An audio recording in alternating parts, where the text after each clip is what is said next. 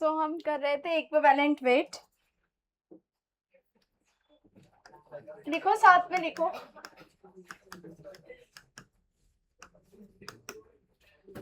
साथ में लिखो। रेफरेंस एलिमेंट्स थे hydrogen, oxygen and chlorine. Equivalent weight, इनके रेस्पेक्टिव इक्विवेलेंट वेट्स थे 1 ग्राम, 8 ग्राम एंड 35.5 ग्राम्स। ठीक है, हमने किया था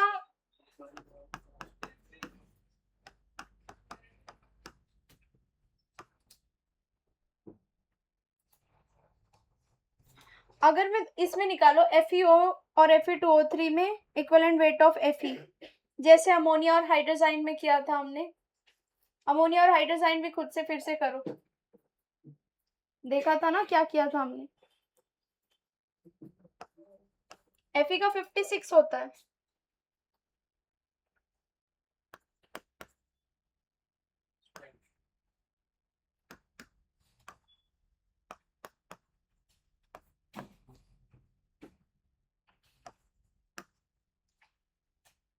फिफ्टी सिक्स इंटू 2 ग्राम्स के साथ रिएक्ट कर रहा है 48 ग्राम।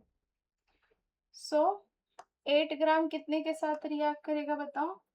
56 into 2 divide by 6 which is 56/3। So Fe का इक्विवेलेंट वेट फेरस ऑक्साइड में क्या है? 56/2। फेरिक ऑक्साइड में क्या है बताओ? 56/3।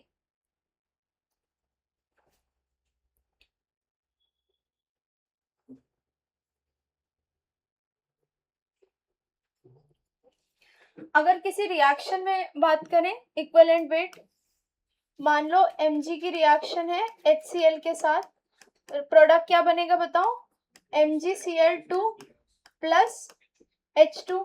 अगर मैं तुमसे पूछती हूँ कि इसमें इक्विवेलेंट वेट ऑफ Mg बताओ, तो 24 ग्राम रिएक्ट कर रहा है 71 ग्राम के साथ, तो 35.5 ग्राम्स के साथ कितना रिएक्ट करेगा बताओ? 24/2। मैं पर्पस से यहाँ पे बाय 2/3 लिख रही हूँ क्योंकि तुम इससे एक जनरलाइज्ड स्टेटमेंट बना सकते हो। लेजेंड्स, यहाँ देखो, एक जनरलाइज्ड स्टेटमेंट ये हो सकता है कि equivalent weight is equals to molar mass, जो भी मास नंबर है, या atomic weight upon atomicity, sorry valency, जिसे वैलेंसी फैक्टर कहते हैं, वैलेंसी फैक्टर, और एन फैक्टर, वैलेंसी फैक्टर और एन फैक्टर, NF लिखा जाता है इसे। सो इक्विवेलेंट वेट तुमने नोटिस किया होगा, यहाँ पे Fe यहाँ पे +2 में है, तो atomic weight upon valency factor n factor 2। Atomic weight यहाँ Fe +3 में है, तो एटॉमिक वेट अपॉन उसका वैलेंसी कितना? 3, एन फैक्टर 3। यहाँ पे Mg कितने में है बताओ? +2 में है, तो एटॉमिक वेट अपॉन उसका वैलेंसी फैक्टर 2। तो equivalent weight is equals to atomic weight upon valency factor और एन फैक्टर। अच्छा, इससे तुम क्या स्टेटमेंट से एग्री करोगे कि तो एटॉमिक वेट एक कांस्टेंट नंबर है, किसी भी एलिमेंट का फिक्स्ड है, लेकिन equivalent weight is a variable number, क्योंकि हर रिएक्शन में एलिमेंट अलग अलग उसमें कंबाइन हो सकता है, एन फैक्टर अलग अलग रख सकता है ना।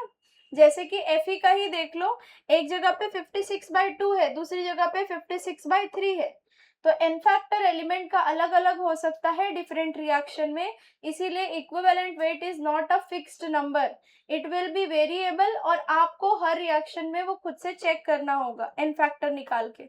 सो लिखो, नोट में लिख के हो गया ये। मैंने पहले भी लिखाया है, मैं फिर से लिखवा रही हूँ। N factor is always calculated for per mole of substance. N factor is always calculated for per mole of substance.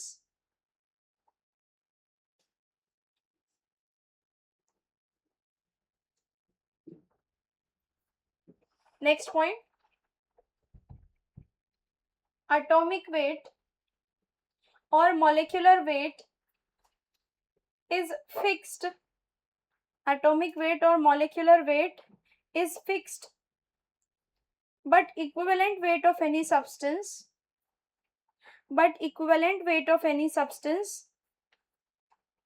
is variable. Equivalent weight of any substance is variable.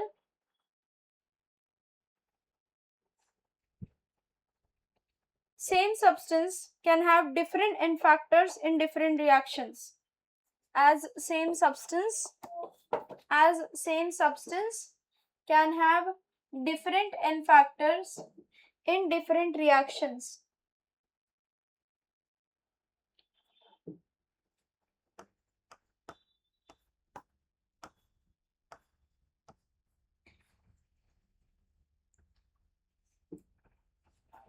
ध्यान दो यहाँ पे.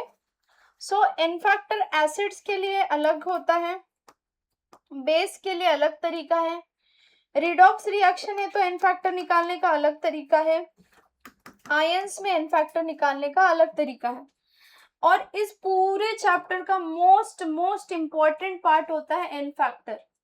पूरे चैप्टर का क्या मैं कहूंगी फिजिकल केमिस्ट्री का सबसे इंपॉर्टेंट वर्ड है N फैक्टर.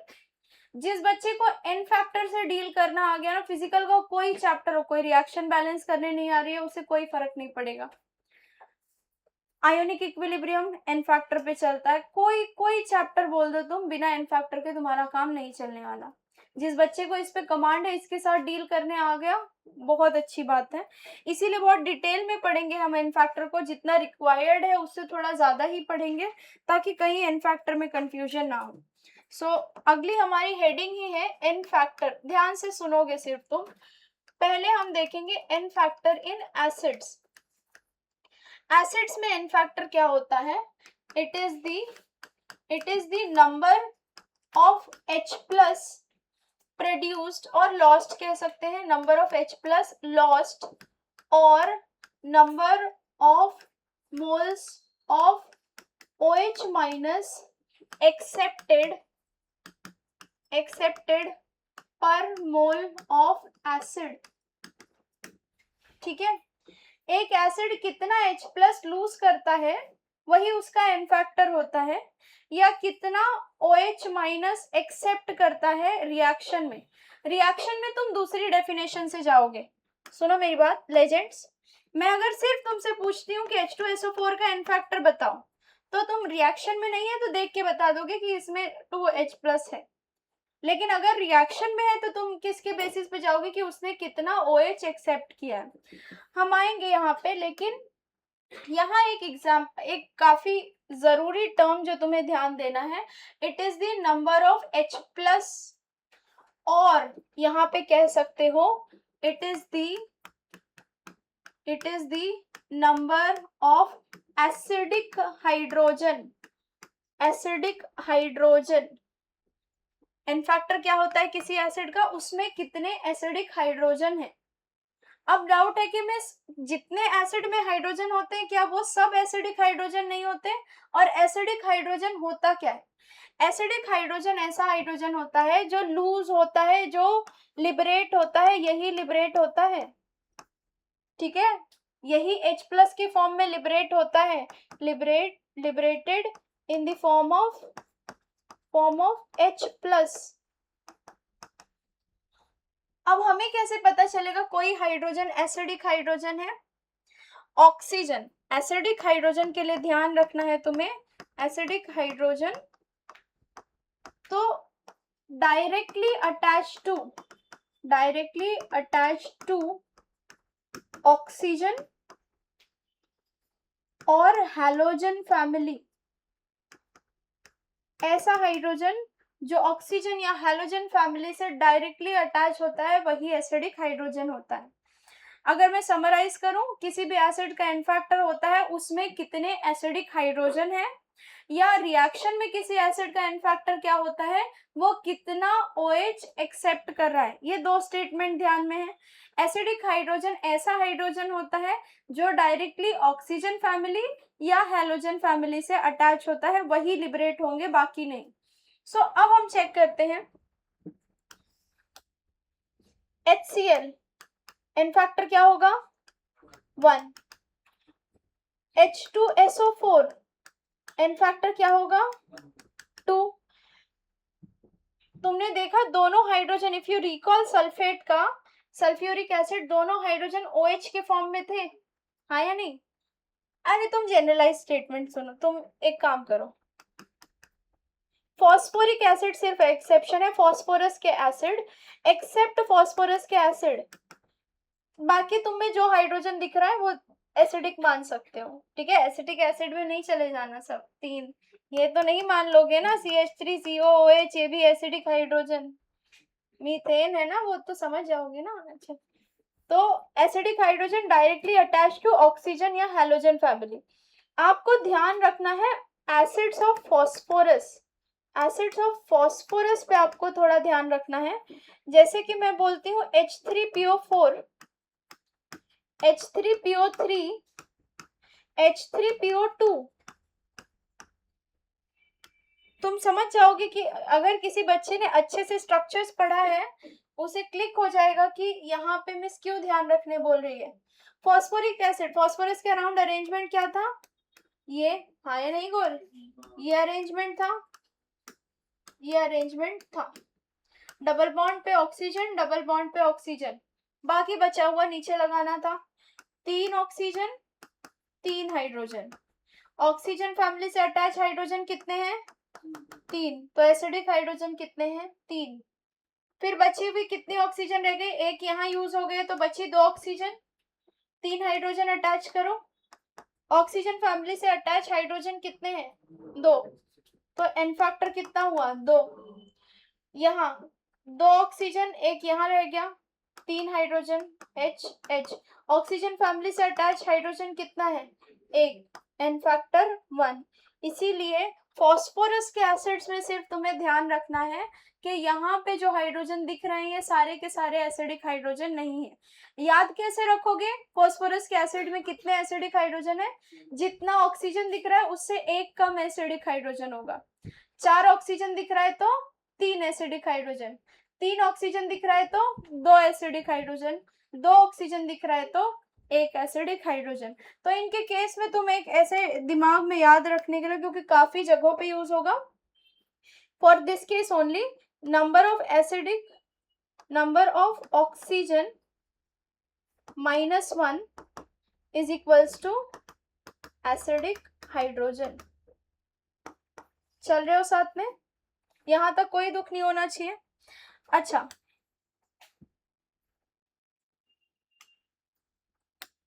इसी के साथ साथ अगर हमें रिएक्शन दे दी जाए, एसिड्स की रिएक्शन दे दी जाए और एन फैक्टर पूछा जाए, लेजेंड्स रिएक्शंस में एन फैक्टर ऑफ एसिड, मान लो हमारे पास है H2SO4, तो H2SO4 रिएक्ट कर रहा है 2NaOH के साथ, तो बनेगा Na2SO4, आगे की खिचड़ी लिख लेना, क्या बनेगा बताओ, 2 पानी बनेगा, हाँ या नहीं? एन फैक्टर कितना हुआ, सल्फ्यूरिक एसिड का एन फैक्टर कितना हुआ 2, क्योंकि इसने कितने पर मोल, 1 मोल एसिड ने कितना मोल OH एक्सेप्ट किया है 2, तो एन फैक्टर कितना हुआ 2। लेकिन यहीं पे अगर मेरे पास हो H2SO4 प्लस NaOH गिव्स, क्या आ जाएगा, NaH acidic salt, NaHSO4 plus पानी, तो अब एन फैक्टर कितना हो जाएगा 1। तो बस ध्यान रखना कि जोश जोश में ऐसे लिखे जा रहे हैं, आंख देखा सल्फ्यूरिक एसिड 2 मार के रिएक्शन लिखना, वहां पे लोग कर क्या है ऐसी हरकतें कि सल्फ्यूरिक एसिड मतलब पेन चलाते चलाते इतनी आदत हो गई कि सल्फ्यूरिक एसिड मतलब 2, रिएक्शन है, चेक करना क्वेश्चन में रिएक्शन मेंशन की गई है, तो आपको एन फैक्टर रिएक्शन से जाना है, ठीक है, कॉपी करो। मेटालिक ऑक्साइड्स का नेचर क्या होता है, बेसिक। नॉन मेटालिक ऑक्साइड्स क्या होते हैं, एसिडिक। तो नॉन मेटालिक ऑक्साइड्स की भी अगर रिएक्शन दी हुई है तो उनका एन फैक्टर वैसे ही सोचोगे, विच इज अगर दिया हुआ है CO2 की रिएक्शन प्लस 2 NaOH, तो एन फैक्टर उसका कितना हो जाएगा 2। समझ में आ गई बात, उसको आप एसिड की तरह डील करोगे। ध्यान दो यहाँ पे। सो रिएक्शंस में एन फैक्टर OH से निकलेगा, normal n factor acidic hydrogen होगा।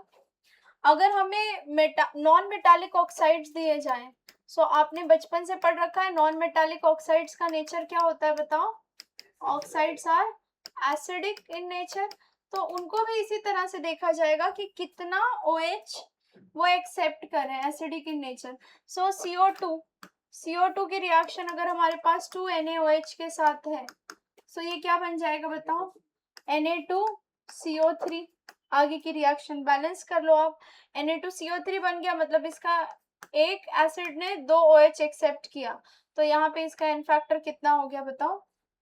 इसी तरह से सल्फर डाइऑक्साइड की रिएक्शन अगर दे दी गई है कैल्शियम हाइड्रोक्साइड के साथ, तो SO2 की रिएक्शन है कैल्शियम हाइड्रोक्साइड के साथ है, तो कैसे करोगे रिएक्शन बताओ। वैसे तो रिएक्शन मेंशन की जाएगी आपको, कैसे करोगे। CaSO3 हाँ एग्जैक्टली CaSO3 जिस ऑक्सीडेशन स्टेट का है उसी का आपने बना देना यहाँ पे, ठीक है। यहाँ पे +4 का है, ये भी कितने में है बताओ, +4। यहाँ पे +4 में है, ये भी कितने में है बताओ। कार्बन का काउंट कर लो, 3 2 6 -2 +4। समझ में आ गई बात। अगर ऐसे नहीं क्लिक होता है तो जो ऑक्साइड में ऑक्सीडेशन नंबर है, सेंट्रल एटम का जो ऑक्सीडेशन नंबर है वही वाला एसिड बना देने का, H2SO3 हो जाता, और फिर उसके हाइड्रोजन को रिप्लेस कर देने का एसिड बेस के कटायन से। ये रिएक्शंस इनऑर्गेनिक की रिएक्शंस है। अगर आपको नहीं लिखने आती है तो बस उसके लिए बता रही हूँ कि जब भी आपको मेटालिक नॉन मेटालिक ऑक्साइड की रिएक्शन है NaOH के साथ, बोल दिया सफिशिएंट के साथ रिएक्ट कर रहा है, तो सफिशिएंट के लिए आपको पहले खुद से रिएक्शन लिखनी होगी, फिर आपको पता चलेगा एन फैक्टर या क्या है। तो जो भी आपको दिख रहा है ऑक्साइड, उसमें ऑक्सीडेशन नंबर देखने का, वो ऑक्सीडेशन नंबर का एसिड बना देने का। इसका क्या बन जाएगा बताओ, H2CO3 बना दिया। उसके बाद हाइड्रोजन को रिप्लेस कर दिया मेटल के cation which is Na2CO3, SO2 +4 H2SO3 CaSO3। उसके बाद रिएक्शन बैलेंस कर लो, यहाँ पे तुम्हारा एन फैक्टर कितना आ जाएगा बताओ, 2। हाँ या नहीं, क्योंकि 1 मोल एसिड का 2 मोल OH को एक्सेप्ट कर रहा है, तो एन फैक्टर यहाँ पे कितना, 2। इसी तरह से अगर हमारे पास है acidic salts, again these are inorganic की रिएक्शंस, मैं बस आपको बता रही हूँ ताकि नीरज कुमार में मोस्टली शायद आपको क्वेश्चंस दिखे, तो जैसे बता रही हूँ बस वैसे सोच के आपको सॉल्विंग करनी है। एसिडिक सॉल्ट को बोल दिया है सफिशिएंट बेस के साथ रिएक्ट किया है। आपको नहीं पता है रिएक्शंस कैसे लिखनी है, तो कैसे सोचोगे। फॉस्फोरस है, +3 ऑक्सीडेशन स्टेट में है, +3 वाला एसिड सोच लो, सेम वही स्टेप, +3 वाला एसिड H3PO3। फिर दिमाग में आया कि H3PO3 में फिर जो कटायन है उसको रिप्लेस कर देना है बेस के कटायन के साथ। एसिडिक हाइड्रोजन यहाँ पे कितने हैं बताओ, 2 3 है ना, H3PO3 3 ऑक्सीजन, तो एसिडिक हाइड्रोजन कितने बताओ, 2। पहुंच रहा है मैं क्या बोल रही हूँ। तो 2 एसिड, ध्यान रखना हमेशा एसिडिक हाइड्रोजन बाहर निकलते हैं, नॉन एसिडिक हाइड्रोजन को कोई नहीं रिमूव कर सकता। तो आप तो श्योर हो कि मिस HPO3 तो एज इट इज रहने वाला है, 2 एसिडिक हाइड्रोजन को बेस के कटायन से रिप्लेस करो, Na2HPO3, और फिर बाकी जो 3 Cl है उसको भी तो क्या बनाओगे बताओ, 3NaCl। तो टोटल Na कितना यूज हुआ बताओ, 5, तो बस 5 NaOH, बाकी बचा कुचा जो तुम्हारे पास OH है उसको पानी डाल बना दो वहां पे। रिएक्शन समझी, बैलेंसिंग लिखनी कैसे रिएक्शन। मान लो मेरे पास है कोई और, देखते हैं अगर हमारे पास SOCl2, यस SOCl2, इसकी करो, तुम बताओ कैसे सोचोगे। SOCl2 को NaOH के साथ रिएक्ट करा रही हूँ, कैसे सोचोगे बताओ। सल्फर का ऑक्सीडेशन नंबर यहाँ पे, अरे 0 आ रहा है ना, +4 आ रहा है, +4 आ रहा है। सल्फर +4 में, +4 का एसिड कौन सा बनाओगे? H2SO3, H2SO3, H2SO3 में से 2 हाइड्रोजन हटा के मेटल का क्या लगाओगे बताओ? कटायन लगाओगे, विच इज तुम बना दोगे Na2SO3। फिर ये जो 2 क्लोरीन है इसको भी तुम्हें बैलेंस करना होगा, वो कौन बैलेंस करेगा बताओ? Na, सो 2NaCl कितना लग गया तुम्हें? 4, तो एन फैक्टर इसका कितना? 4। समझा कुछ? अगर मैं जनरलाइज्ड स्टेटमेंट दूं इनके लिए, नॉन मेटालिक ऑक्साइड्स या एसिडिक सॉल्ट के लिए, तो जो आपका स्टार्टिंग में ऑक्सीडेशन नंबर है, उस ऑक्सीडेशन नंबर वाला क्या बनाया? एसिड बनाया। उस एसिड के एसिडिक हाइड्रोजन को रिमूव करके क्या लगा दिया? मेटल कटायन लगा दिया। बस उसके बाद आगे की रिएक्शन बैलेंस करो। समझ पा रहे हो एन फैक्टर? देखो अगेन ये इतने डिटेल में एन फैक्टर जाता नहीं है, मैक्सिमम एन फैक्टर यहाँ तक पढ़ाया जाता है एसिड में, करने में कोई दुख नहीं है, बहुत ज्यादा डिफिकल्ट नहीं है। लिखो स्टोइशियोमेट्री एज इन, पहले रिएक्शन में 2NaOH, हाँ सो हमें OH से काम है, स्टोइशियोमेट्री से नहीं। 1 मोल एसिड कितना OH ले रहा है, कितना बेस ले रहा है? नहीं, फिर से तुम बहुत धीरे बोल रहे हो, फिर से रिपीट करो। NaOH के पास एक ही OH है, यस। एन फैक्टर 2 कैसे आए ये पूछ रहे हो? क्योंकि एन फैक्टर क्या होती है किसी भी एसिड का? एन फैक्टर की डेफिनेशन क्या होती है कि एसिड का 1 मोल, एसिड का 1 मोल कितने मोल OH एक्सेप्ट करता है? तो 1 मोल एसिड का 2 मोल OH को एक्सेप्ट कर रहा है ना, रिएक्शंस में एन फैक्टर यही है। तो 1 मोल 2 मोल OH एक्सेप्ट कर रहा है, तो इसीलिए उसका एन फैक्टर क्या हुआ? 2। इंस्टेड में यहाँ पे ये भी लिख सकती थी, 2NaOH की जगह मान लो 1 कैल्शियम हाइड्रोक्साइड होता, तब भी उसका एन फैक्टर क्या होता? 2, क्योंकि कैल्शियम हाइड्रोक्साइड से 2 OH आ जाता ना। तो रिएक्शंस में एन फैक्टर OH पे बेस्ड होता है कि 1 मोल एसिड का कितना OH एक्सेप्ट कर रहा है। ठीक है, यहाँ पे भी देखो इसका 1 मोल 5 मोल NaOH एक्सेप्ट कर रहा है, तो इसका एन फैक्टर कितना हो जा रहा है? 5।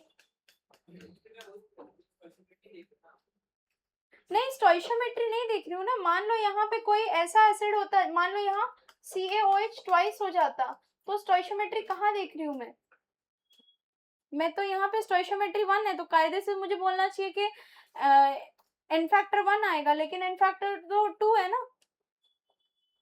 डाई बेसिक एसिड भी तो हो सकता है, डाई एसिडिक बेस भी तो हो सकता है, ट्राई एसिडिक बेस भी तो हो सकता है। समझ पा रहे हो? तो मैंने ये तो डेफिनेशन नहीं बोला कि 1 मोल एसिड कितने मोल बेस के साथ रिएक्ट कर रहा है, नो। मैंने बोला 1 मोल एसिड कितने मोल OH के साथ रिएक्ट कर रहा है। बेसिस का एन फैक्टर काफी सिंपल है।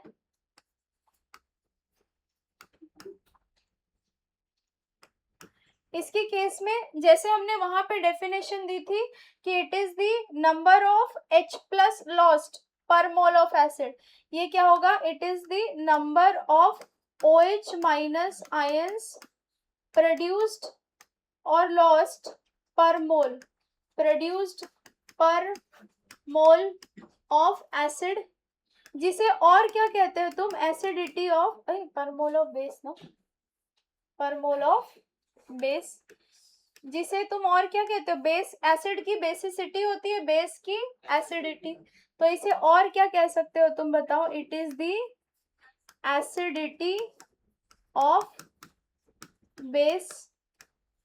इसमें और कुछ ऐसा होता नहीं है, बस ध्यान रखना है कि रिएक्शंस के केस में डेफिनेशन H प्लस पे बेस्ड हो जाएगी। बताओ रिएक्शंस में कैसी डेफिनेशन हो जाएगी बताओ? इन रिएक्शंस एन फैक्टर क्या हो जाएगा? It is the number of H plus accepted ना, जैसे वहां पे क्या था? It is the number of OH minus accepted, number of H plus accepted पर मोल ऑफ बेस। ध्यान दो यहाँ पे legends, calcium hydroxide n factor कितना होगा 2, एल्यूमिनियम हाइड्रोक्साइड एन फैक्टर कितना होगा बताओ 3। लेकिन अगर मैं एल्यूमिनियम हाइड्रोक्साइड की रिएक्शन करा रही हूं किसके साथ,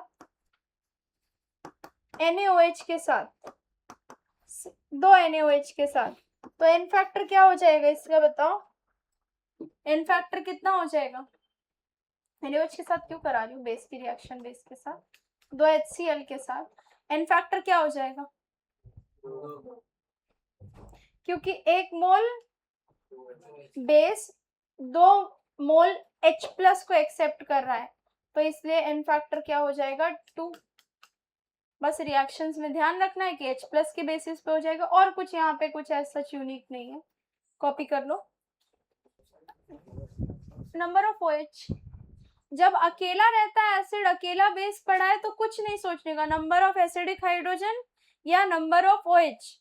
रिएक्शन में है तो देखना है कि एसिड कितना OH माइनस एक्सेप्ट कर रहा है या बेस कितना H प्लस एक्सेप्ट कर रहा है, रिएक्शन के केस में सोचना होगा।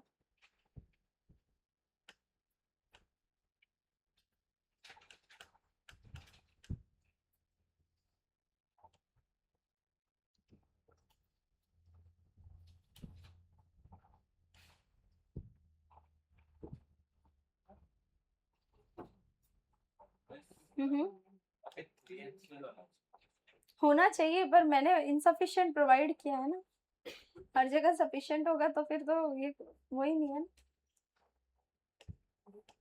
तो यहाँ पे क्या बन जाएगा, AlOH Cl2 आया नहीं, विच इज बेसिक सॉल्ट बनेगा यहाँ पे ना, पार्शियली न्यूट्रलाइज होगा।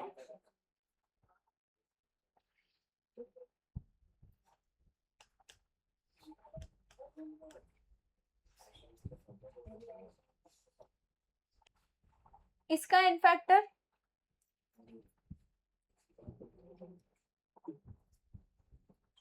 इसका एन फैक्टर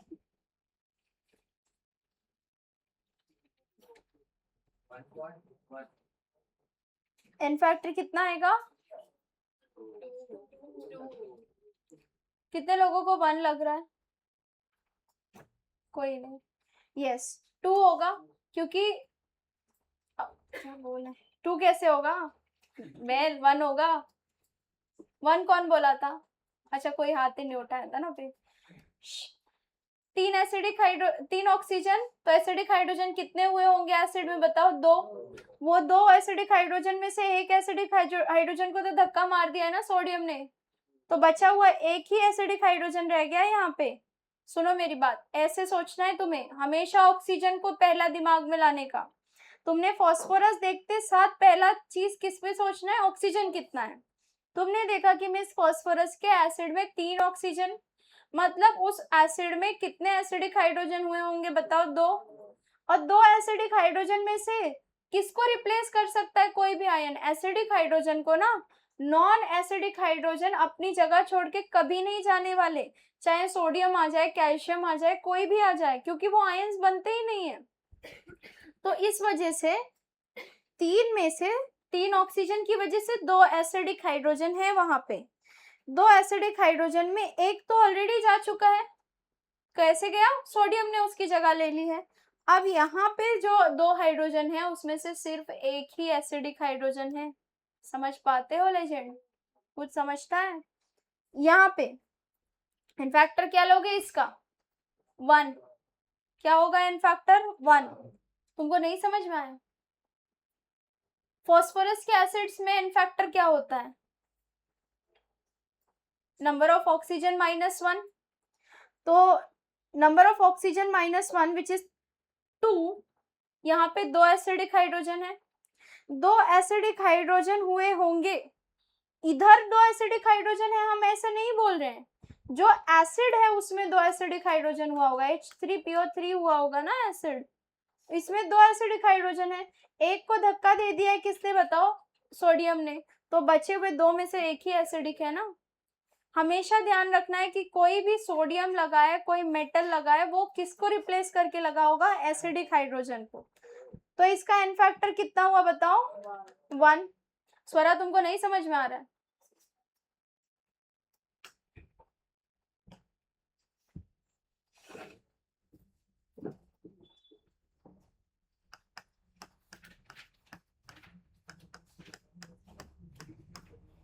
क्या लिखा था?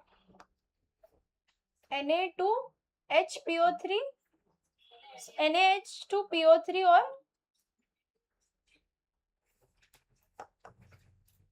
Na(H2PO3 Na2HPO3 फॉस्फोरस बना दिया, उसके अराउंड अरेंजमेंट बना दिया है, ऑक्सीजन अटैच कर दिए, 3 ऑक्सीजन 3 ऑक्सीजन 3 ऑक्सीजन है, ठीक है। अब उसके बाद Na सोडियम अटैच होगा किससे? Highly electropositive, these are highly electropositive, electron donate करना है इनको, तो इनकी एफिनिटी इलेक्ट्रोनेगेटिव की तरफ होगी, जो इलेक्ट्रॉन खींच सकता है, विच इज पहली प्रेफरेंस होगी कि वो किसके पास जाके बैठेंगे बताओ? ऑक्सीजन के पास। तो अब जो एक हाइड्रोजन रह गया उसे कहाँ लेनी होगी जगह? नॉर्मल जगह पे, समझ पा रहे हो? इसी तरह से जो एक सोडियम है, इलेक्ट्रोपॉजिटिव होते हैं मेटल, तो इलेक्ट्रोनेगेटिव पे जाएंगे। अब बचा जो 2 हाइड्रोजन है, एक यहाँ पे एक यहाँ पे।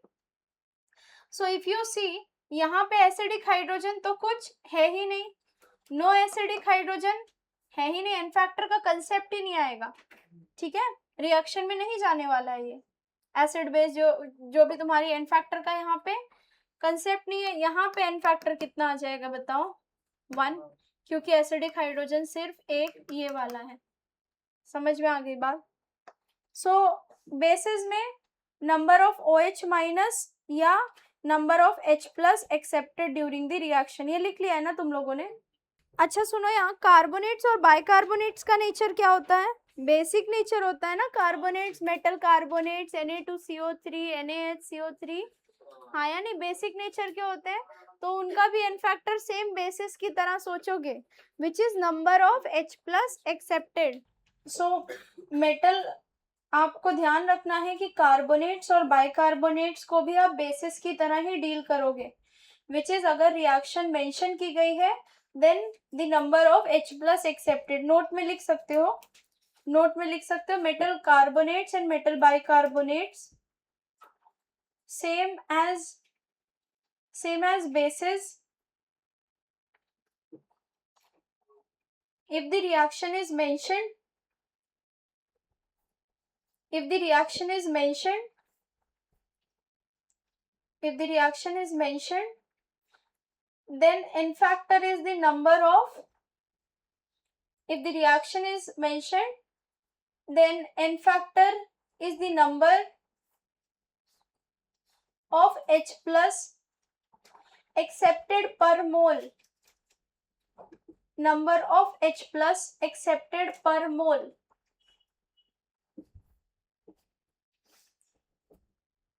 लेजेंड्स, सो यहाँ हमने खत्म किया एसिड्स और बेसिस के एन फैक्टर्स।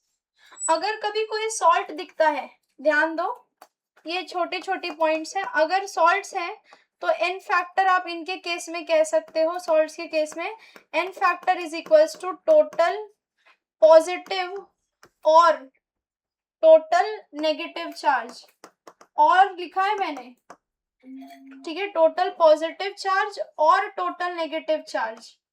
जैसे कि मैं तुमसे पूछती हूँ एल्यूमिनियम सल्फेट का एन फैक्टर बताओ, Al2SO4 थ्राइस, तो इसका एन फैक्टर क्या हो जाएगा बताओ? Total positive +6, total negative -6, anything is fine, n factor हमेशा एक पॉजिटिव नंबर होगा, एन फैक्टर क्या हो जाएगा? 6। मैं अगर बोल रही हूँ मैग्नीशियम क्लोराइड का एन फैक्टर बताओ मुझे, MgCl2 का एन फैक्टर बताओ, तो इसका एन फैक्टर क्या हो जाएगा? टोटल पॉजिटिव नेगेटिव कितना है? 2, तो एन फैक्टर कितना हो जाएगा? 2। समझ पा रहे हो क्या कह रही हो लेजेंड? तो सॉल्ट्स के केस में अगर मेरे पास अमोनियम सल्फेट है, अमोनियम सल्फेट भी क्या है? एक सॉल्ट है ना, NH4 ट्वाइस SO4, तो इसका एन फैक्टर कितना हो जाएगा बताओ? सल्फेट पे कितना चार्ज होता है? -2, 2 अमोनियम पे +2, एन फैक्टर क्या हो जाएगा? 2। तो इसी तरह अगर सोडियम कार्बोनेट है, अगर Na2CO3 है, तो काइंड ऑफ आप इसे सॉल्ट की तरह डील कर सकते हो। टोटल पॉजिटिव कितना हो जाएगा Na2CO3 पे 2, या टोटल नेगेटिव -2। एन फैक्टर कितना बताओ 2। अगर आयंस दिख रहे हैं, आयंस के केस में n factor is equal to charge. Legend, अगर मुझे दिख रहा है कार्बोनेट आयन, एन फैक्टर क्या हो जाएगा 2। अगर मैं लिख रही हूँ सल्फेट आयन, एन फैक्टर कितना 2। अगर है बाइकार्बोनेट आयन, एन फैक्टर 1। चल रहे हो, पेन रखो और ध्यान दो यहाँ पे, ये सबसे इंपॉर्टेंट है। रिडॉक्स के केस में एन फैक्टर कैसे निकालते हैं, तुम्हें ये ऑलरेडी मैंने सिखा दिया है बैलेंसिंग के वक्त। गोल कुछ याद आता है, क्या था n factor in redox? Change in oxidation number into number of atoms. Redox में एन फैक्टर का अगर नॉर्मल, रिडॉक्स में एन फैक्टर की अगर हम नॉर्मल डेफिनेशन बोले तो क्या था बताओ? N factor, it is the number of electrons lost और गेन्ड पर mole of substance. Number of electrons lost और गेन्ड पर मोल। पर मोल पे मैंने काफी स्ट्रेस किया था कि आपको एग्जांपल्स क्वेश्चंस में इसका यूज होगा, पर मोल इस स्टेटमेंट का। इसमें हम केस वाइज पढ़ेंगे क्योंकि बहुत वास्ट वैरायटी है इसमें, एन फैक्टर बहुत ज्यादा टाइप के बन सकते हैं। अगर हम एक्चुअल एडवांस टाइप देखें तो बहुत टाइप के एन फैक्टर हो सकते हैं, अदरवाइज तो रेगुलरली सिर्फ यही लिखाया जाता है नॉर्मल। ठीक है, तो केस 1 है when only one element changes oxidation number. So उस केस में हम कर रहे हैं कुछ इंपॉर्टेंट, यहाँ जो मैं रिएक्शंस या एन फैक्टर्स लिखवा रही हूँ ये आपको मस्ट रिमेंबर वाले हैं, मतलब ऑलवेज रिमेंबर करना है, याद रखना है, रटना है।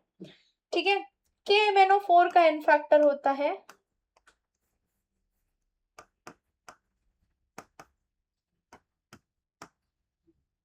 Ban 153 which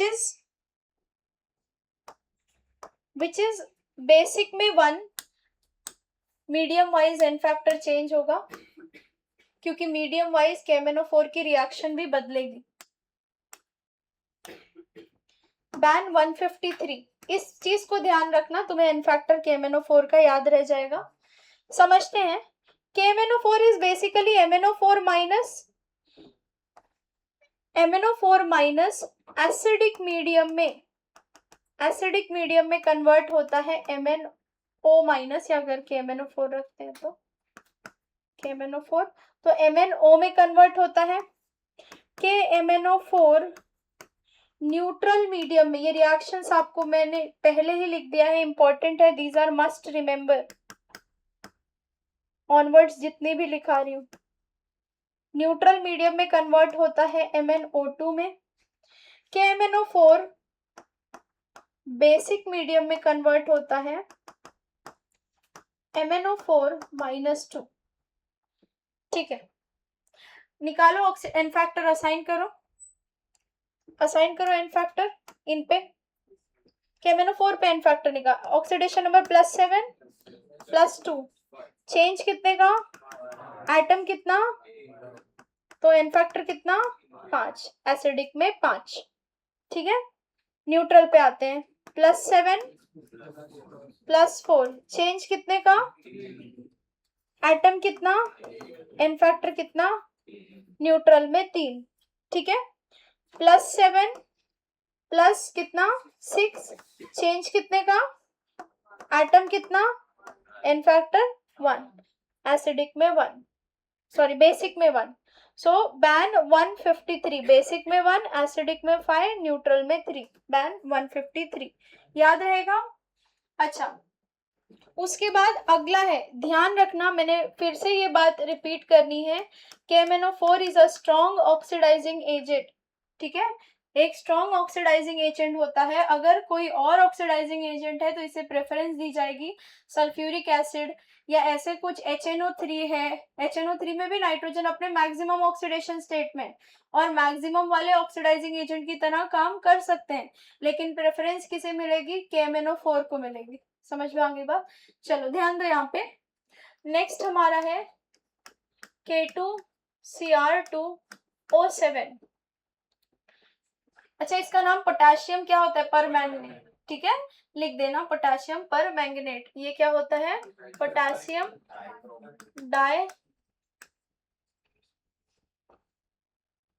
dichromate. ठीक है, तो इसका जो आयन होता है Cr2O7-2, इसे क्या आयन बोला जाएगा? Dichromate ion. Dichromate ion acidic medium में, यहां मैंने बहुत इंपॉर्टेंट वर्ड हाईलाइट करना है, एसिडिक मीडियम में ये काम करेगा स्ट्रॉन्ग ऑक्सीडाइजिंग एजेंट की तरह। ठीक है, और कन्वर्ट हो जाता है Cr+3 में। Oxidation number n factor assign करो, +6 से +3, चेंज कितने का? 3 का। एटम कितने हैं? 2। एन फैक्टर कितना हुआ? 6। चल रहे हो साथ में? एसिडिक मीडियम में K2Cr2O7 डाइक्रोमेट की तरह एग्जिस्ट करता है, बेसिक मीडियम में वो क्रोमेट की तरह एग्जिस्ट करता है। K2Cr O4, ठीक है, कन्वर्ट हो जाएगा किसमें? Cr+3 में।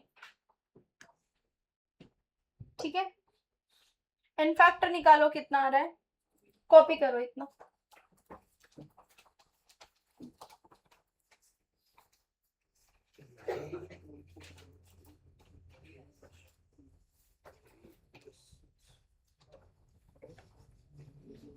तीन आ गया होगा ना इन फैक्टर?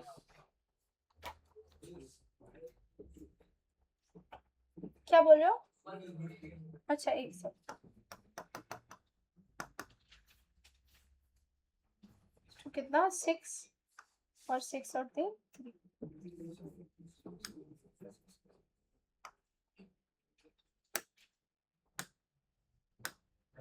ये वाला लिखा है ना? नहीं लिखा?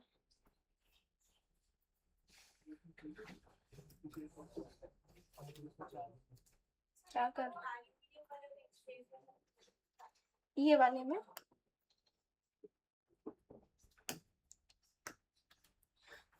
2 एल्यूमिनियम पे +3, aluminum sulfate is actually what? If I write it, 2Al+3, 3SO4-2, तो टोटल पॉजिटिव +6, टोटल नेगेटिव -6, इधर टोटल पॉजिटिव और टोटल नेगेटिव, एन फैक्टर कितना? 6।